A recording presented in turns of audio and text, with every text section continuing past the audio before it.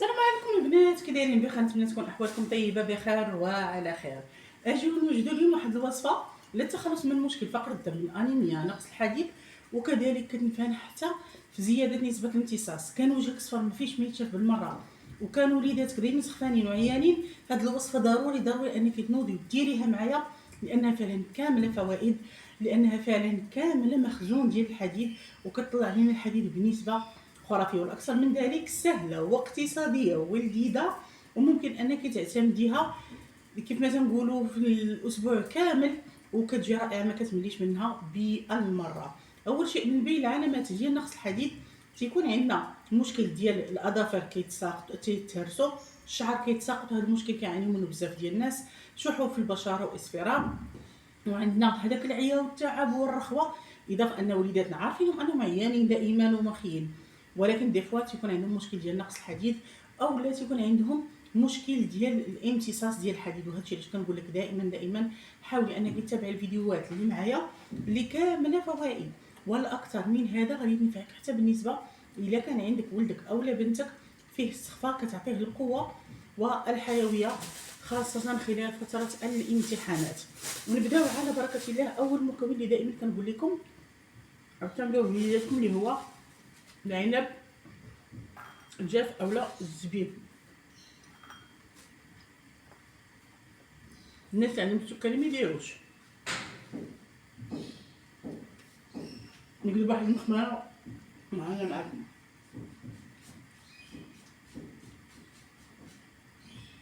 يعني بالنسبة للمخمرة دايرة غير هاد الرشاشة،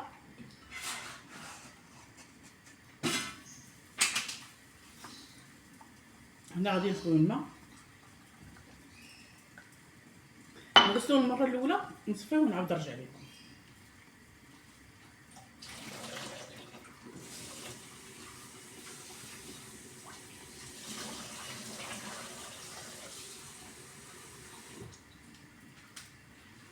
غادي نحطوه هنا جانبا، نجمع هاد البلاستيكة باش ندوزو لباقي المكونات. الكاس نردو لبلاصتو. كيف تنقول لكم دائما البنات، حاولوا انكم تخدموا وتردوا كل حاجه لبلاصتها، باش هكا كتبقى لكم الدنيا نقيه.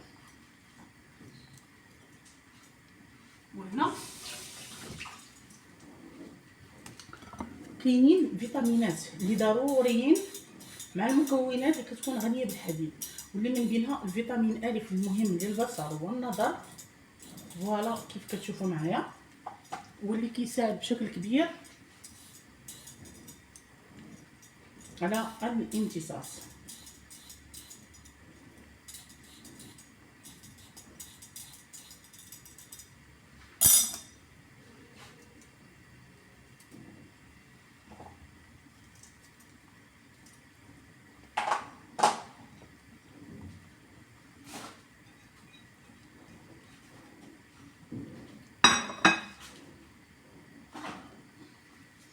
بالنسبه لهاد الوصفه ممكن انكم ديروها حتى للوليدات ديالكم.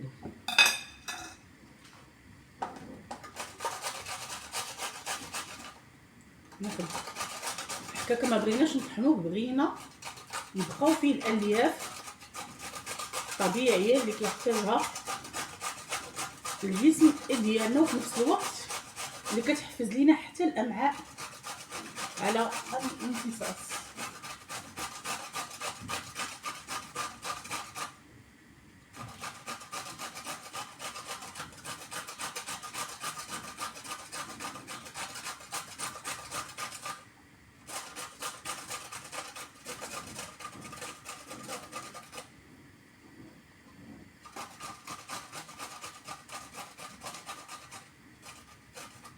فوالا نبداو نديرو المخمرة.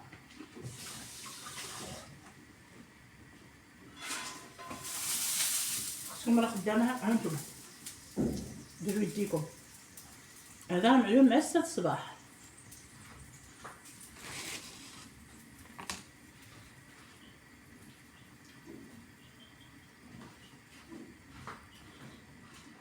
كيف قلت لكم هذا هو اللي كنرش به الزيت.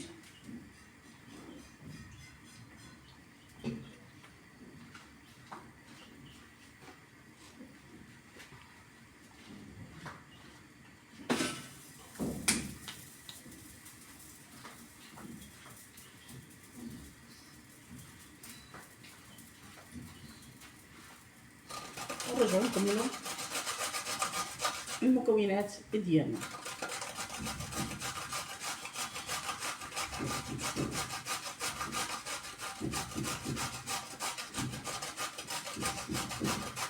هي البنات بالمعقول.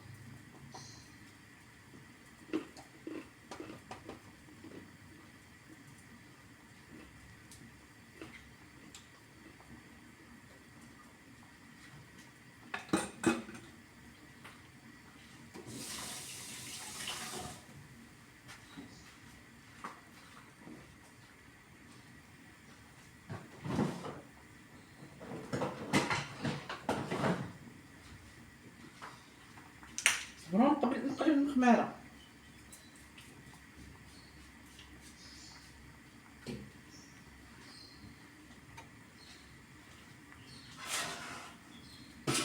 فوالا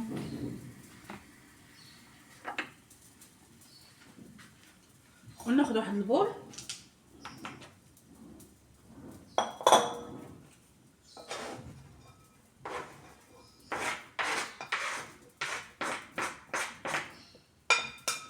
نوضع فيها هاد البزار.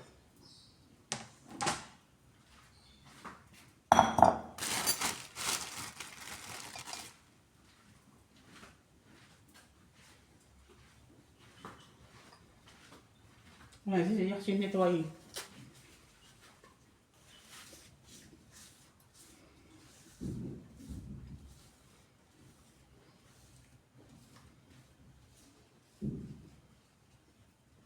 فوالا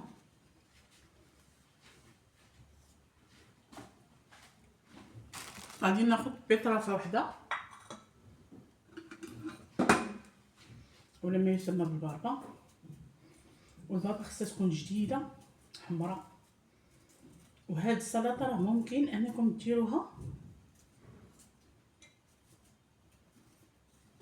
حتى في الوقت ديال رمضان، بنادم كيكون عيان سخفان الوجه شاحب، قلت لكم ديروا هاد الوصفه.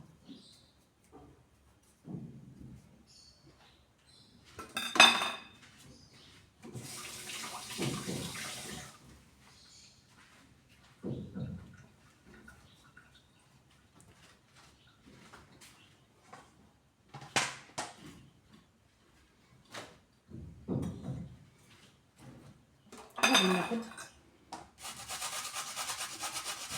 هكاكا عندي الداخل تكون حمراء غير وحيده. ممكن انك ديريها انت غدا حتى غدا مع الزمان وغدا مع الوقت.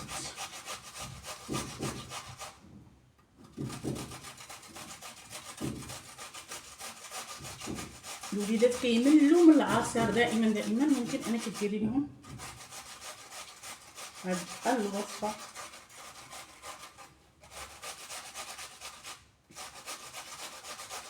صحيه وسحريه في نفس الوقت.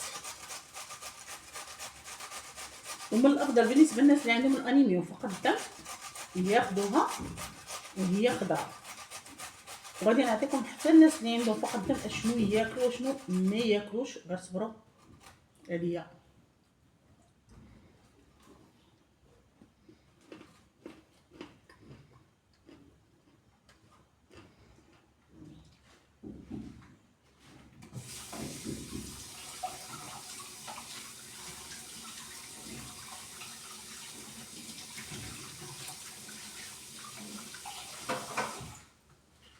صبرا نحيد المخماره.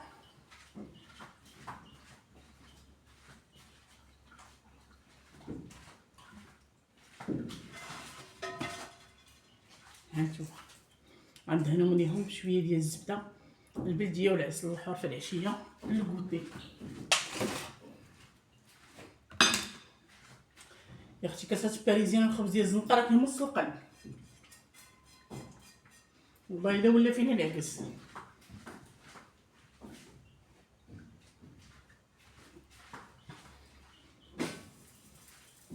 هاد المخماره اليوم كانت عروسه الحلقه. نجي هنا نضع المكونات كامله، نغسل هذه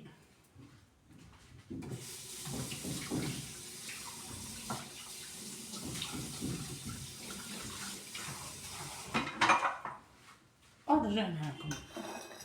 هنا غادي ناخذ حبه واحده ديال الرمان. الرمان دابا راه وقتو البنات، حاولوا انكم تستغلوا بالنسبه للرمان، ما تحيدوهمش اولا ما تلوحوهمش، راه عندهم استعمالات عده. شدوهم ونشفوهم، وممكن انكم ديروهم بالنسبه الناس اللي عندهم الوزن الزائد، الناس اللي عندهم مشكل ديال المعده، تطبخوهم وتاخذوهم. هاد الشحف الابيض كامل فوائد.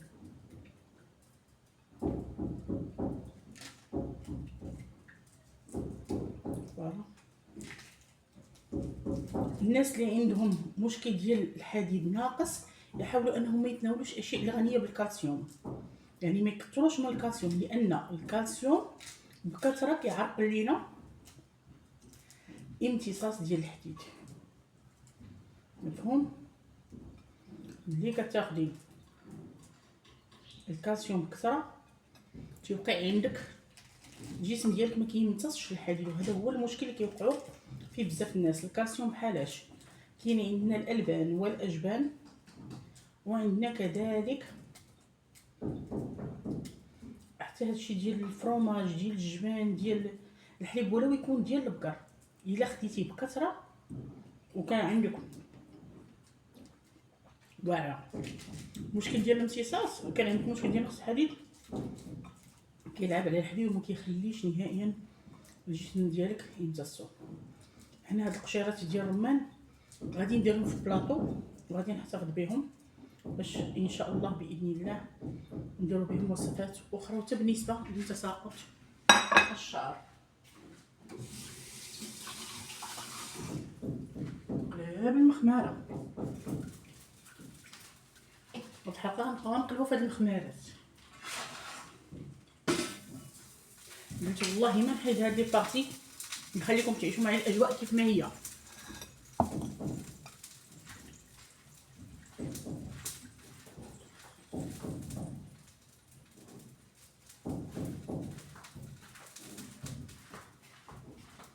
وهنا غادي ندوزو ناخدو الليمون. علاش؟ لان الليمون غني بالفيتامين سي احسن من هذاك الشيء اللي اصطناعي. عطيوه للوليدات ديالكم في الكوتي. دابا انا شخصيا بنتي ملي كتكون غاده دائما الكوتي بوحديتها تعودات من صغرها، دي معاها الويمينات في الكوتي، منها كيفيق الوليدات ومنها غني بالفيتامين سي وكيعطيهم النشاط، ما كيبقاش فيهم هذاك ماما عييت سخفت. شي تلقاي ليهم في المدرسه وعطيهم الويمينات يتموا جايين في الطريق وينقيو فيهم وياكلوا فيهم كيف ما كنا كنديروا حنا الناس ديال بكري، الناس ديال الجيل ديال الثمانينات. فوالا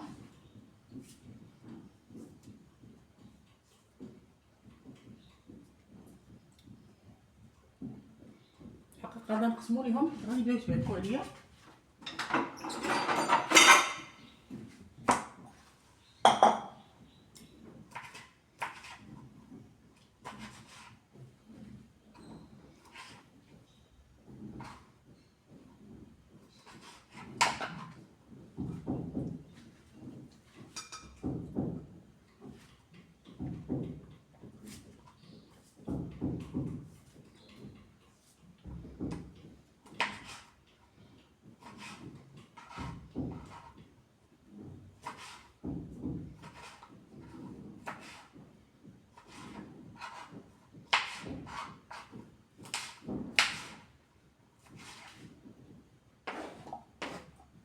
نخلي المخمره ونرجع.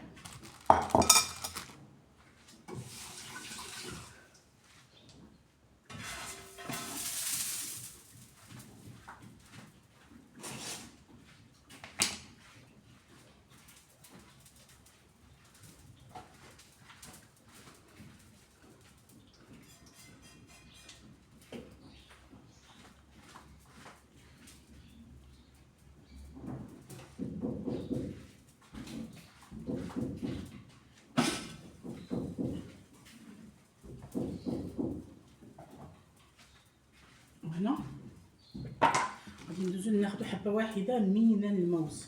انا اش قلت لكم ولدي ما تياكلش البنان نهائيا. ماما مرغدن، ماما حالته، ماما حلو. خصو نتناولو، خصهم الوليدات ياكلوا البنان. فلهذا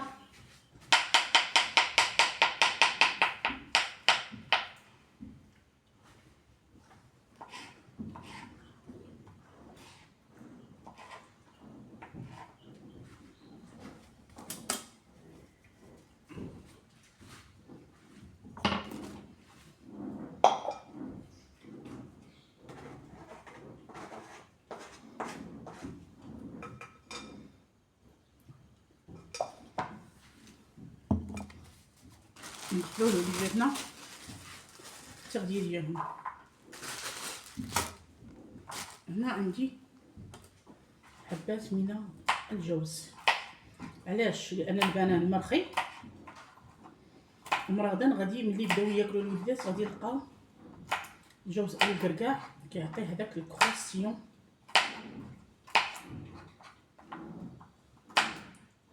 في الماكله ديالهم، كيزعموا على هذيك القرمشه.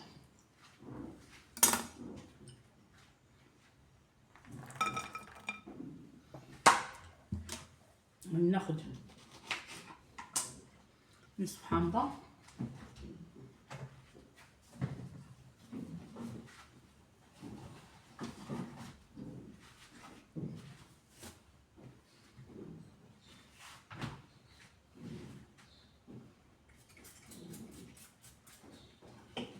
هنا نقلب المخماره.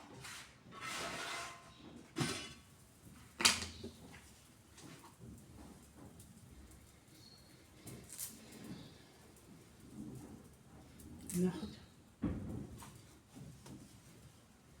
المعدنوس. علاش؟ حيت حتى هو فيه فيتامين سي كيساعد بشكل كبير على الامتصاص.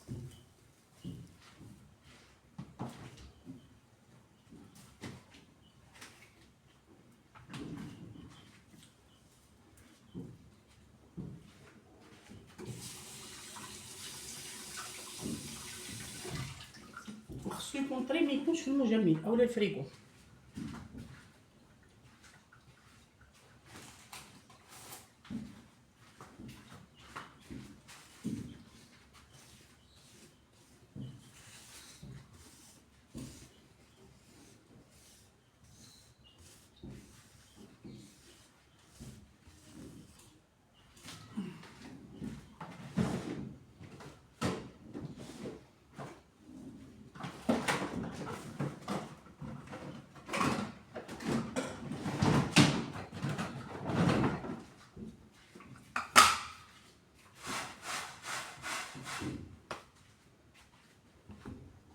هذه المسمارة باقا ما طابتش.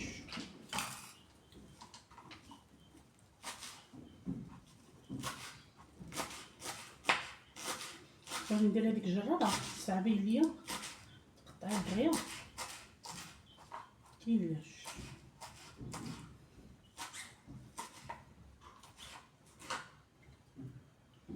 فوالا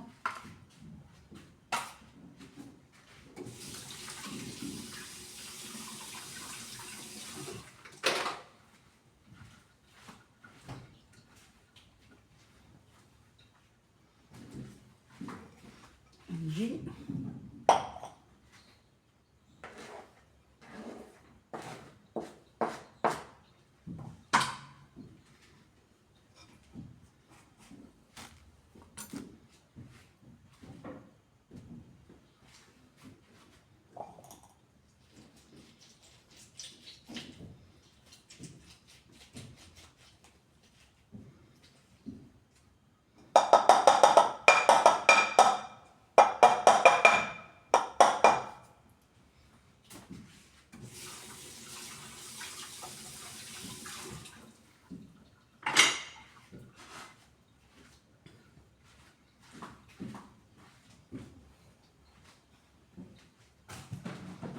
نبدا نخلط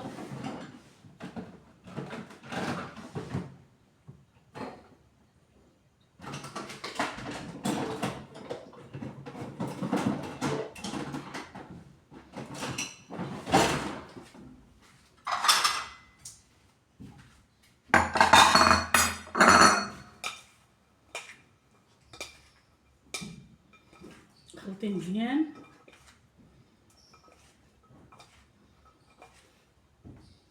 المكونات طبيعية،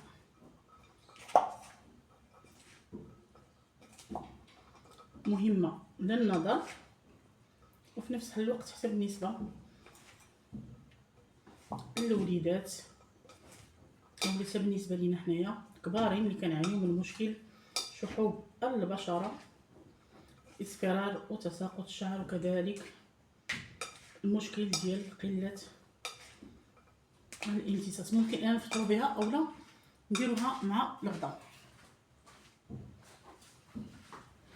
هنا باش يجيو الوليدات يلقاوها واجده وما يمشيوش ياكلوا لك الخبز، خاصه الا كان سخون باقي يلاه كيخرج من الفران.